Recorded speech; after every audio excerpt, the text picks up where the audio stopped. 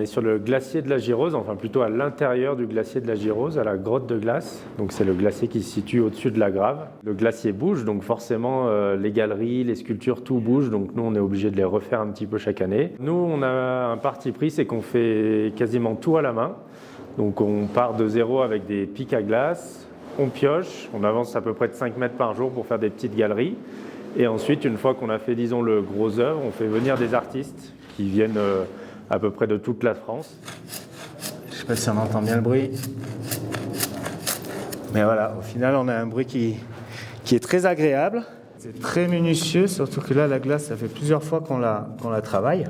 Du coup, elle devient de plus en plus fragile. À chaque fois, on enlève un peu de matière, donc on a moins de matière pour travailler, et en plus, on la fragilise un petit peu. Donc ouais, là, il faut y aller assez doucement dans les détails.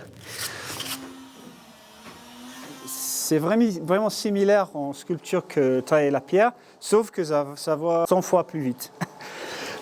Et aussi le fait qu'on travaille toujours avec les transparences.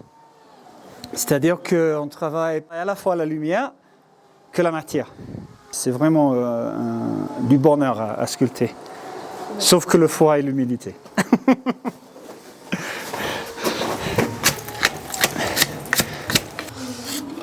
Là, c'est des glaces où dedans, il y a quand même des poussières, il y a eu de la vie, quoi. Du coup, elle est un petit peu plus abrasive qu'une glace artificielle, par exemple.